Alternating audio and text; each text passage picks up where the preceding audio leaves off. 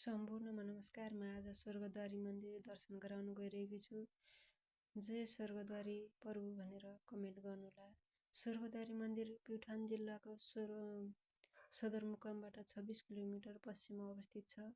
पुराणका अनुसार स्वर्गद्वारीलाई पाण्डवहरूले स्वर्ग जान प्रयोग गरेको अन्तिम मार्ग अथवा द्वार भन्ने गरिन्छ।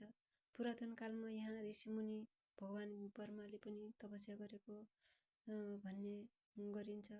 हिन्दू धर्ममा मृत्युपछि स्वर्ग पुग्नको लागि 7 धामको दर्शन गर्नुपर्ने र जुन पशुपतिनाथ मन्दिरबाट सुरुवात गरी स्वर्गद्वारीमा गएर समापन हुन्छ। स्वर्गद्वारीलाई पृथ्वीमा भएको स्वर्गको टुक्रा पनि भन्ने गरिन्छ।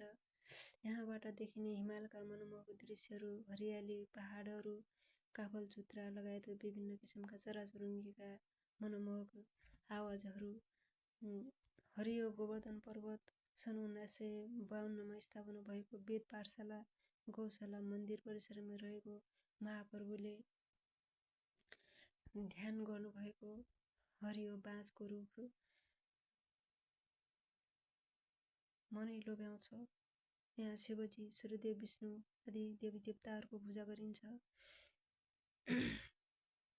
जसले यहाँ आएर महाप्रभुले स्थापना गर्नुभएको 100 वर्ष पुरानो यज्ञको दर्शन गर्ला, उसले दुःख कष्टबाट पार पाउला भन्ने किंवदन्ती पनि रहेको छ। महाप्रभुले आफ्नो भौतिक शरीर त्याग्नुभन्दा पहिला आफ्ना शिष्यहरूसँग मैले एउटा अङ्ग यहाँ छोडेर जानेछु भनेर भन्नुभएको र त्यही अङ्ग अहिले दिव्य ज्योति भएर अहिलेसम्म पनि बोलिरहेको भन्ने किंवदन्ती पनि रहेको छ।